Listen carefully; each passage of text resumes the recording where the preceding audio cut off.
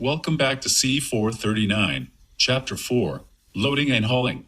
In this video, you will learn Part 3 of this chapter, which is about loaders.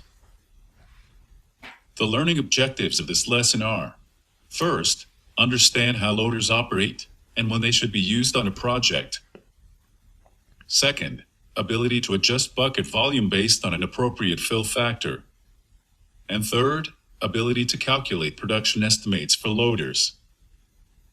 Part 1. Definition of loaders. A tractor equipped with a front-end bucket is called a loader, or front-end loader, or also known as bucket loader. Loaders can be wheeled or tracked vehicles.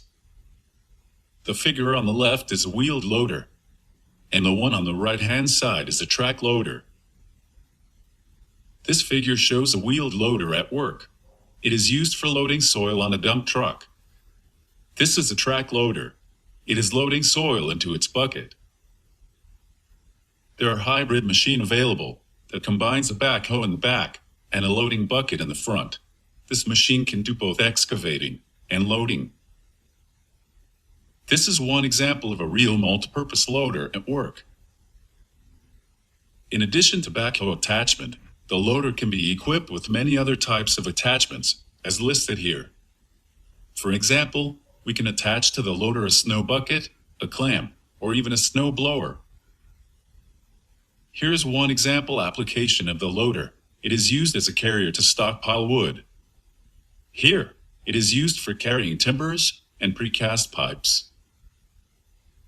Here is a closer look of a tool carrier attachment. It can also be used as a mobile crane for lifting purposes. In this case, it is used as a drill. Small-size loaders are called skid-steer loaders. This type of loader is relatively small, with rigid axles. Skid-steer loaders can be either on wheels or a track. Here are two examples of skid-steer loaders, which are used for loading rocks and soil. Due to the limited size, the machine is typically used for small job sites and indoor environments such as manufacturing plants. Now, let's learn about the basic components of a loader. First, it has a bucket. The orientation of this bucket is controlled by a bucket cylinder. This cylinder is extended during dumping and compressed during loading. Lift arm is another key component of the loader. This component is responsible for raising or lowering the bucket. The position of the lift arm is controlled by a lift arm cylinder. This figure shows an operation state of the loader when it is loaded with soil and is about to move to a dumping area. The regular size of a loader bucket is about 3,200 pounds. PHL 2350 model is one of the largest front-end loaders. Its loading capacity is about 160,000 pounds, or 70 cubic yards of materials. The machine is equipped with a 2,300 horsepower engine. It is typically used for loading material on large dump trucks, with truck loads ranging from 320 to 400 tons. This is a full-scale model of large loaders. You can see this model at Caterpillar dealers. A large loader bucket can fit up to 30 adults.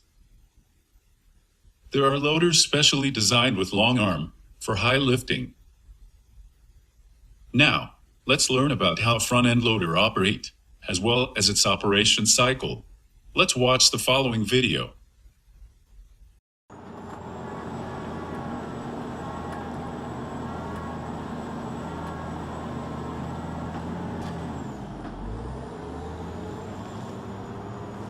This is a wheel loader.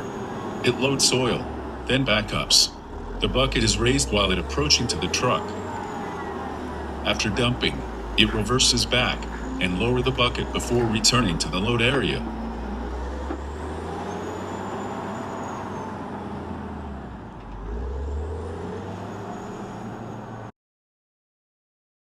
Here is another wheeled loader. In this case, the distance between loading and dumping is quite large. It takes the loader more time for traveling.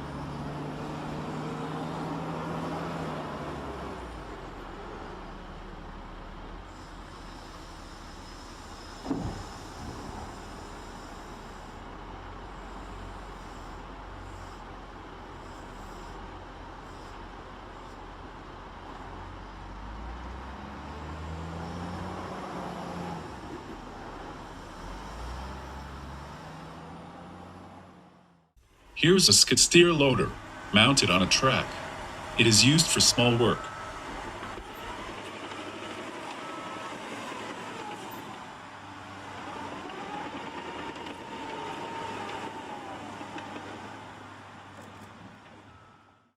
This figure illustrates the operating cycle of loaders. First, it loads material into the bucket. Then, it travels in a reverse direction with loaded bucket. Next, it moves forward to the truck, then dump material. After that, it backups with an empty bucket, and finally return to the loading area. The operating cycle can be categorized into fixed time and travel time. Fixed time includes loading, dumping, and maneuver. Travel time is when the vehicle moves between loading and the dumping areas. So, the loader production cycle includes: number 1, fixed time. It is the time to load the bucket, maneuver with 4 reversals of direction, and dump the load. Number 2, travel time. And number 3, return time.